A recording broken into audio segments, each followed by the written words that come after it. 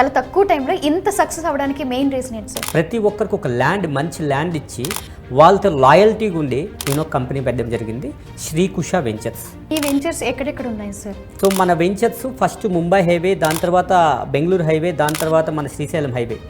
మీ శ్రీకుష వెంచర్స్లోని ఇవి తీసుకుంటే బాగుంటుందని చెప్పి మీరు ఎలా కస్టమర్ని కన్విన్స్ చేస్తారు? మీరు ఒకసారి ఒక 10 వెంచర్లకు వెళ్ళిన తర్వాత ఒక 11వ వెంచర్ మన దగ్గరకు వస్తే మీకు ఏది బెటర్ అనిపిస్తుంది అంటే శ్రీకుష వెంచర్స్ ఇస్ ద బెస్ట్ అనిపిస్తుంది. ఫ్యూచర్లో ప్లాట్స్ కొనుగోలు చేయాలనుకునే వాళ్ళకి మీరేం చెప్తారు? శ్రీకుష వెంచర్స్లో తీసుకున్న ప్రతి ఒక్కరికి థ్యాంక్స్ కాదు, కంగ్రాచులేషన్స్. శ్రీకుష వెంచర్స్లోనే ప్లాట్ ఎందుకు కొనాలి? మా నాన్న ఒక సామాన్యమైన auto driver.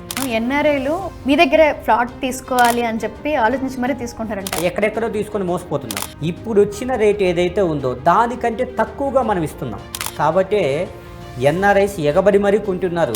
Middle class customer వచ్చి ఒక ప్లాట్ తీసుకోవాలంటే దానికి ఈఎంఐ ఆప్షన్ ఏమైనా ఉందా? మన శ్రీకుష వెంచర్స్ ఏం చేసిందంటే అనుగుణంగా కస్టమర్స్కి అనుగుణంగా ఆ ఈఎంఐ ఆప్షన్స్ అన్నీ కూడా తీసుకొని వచ్చింది. శ్రీకుష వెంచర్స్లోని ప్రైజెస్ ఎలా ఉంటాయి? డిఫరెన్స్ ఏంటి అంటే ఫస్ట్ అదర్ వెంచర్స్తో పోల్చుకుంటే ప్రైస్ మన దగ్గర తక్కువ. నాకు మిడిల్ క్లాస్ యొక్క కష్టాలు తెలుసు కాబట్టి శ్రీకుష వెంచర్స్ అనేది ఏం చేస్తుందంటే వాళ్ళ కళలన్నింటినీ సాకారం చేసే విధంగా ముందుకెళ్తుంది.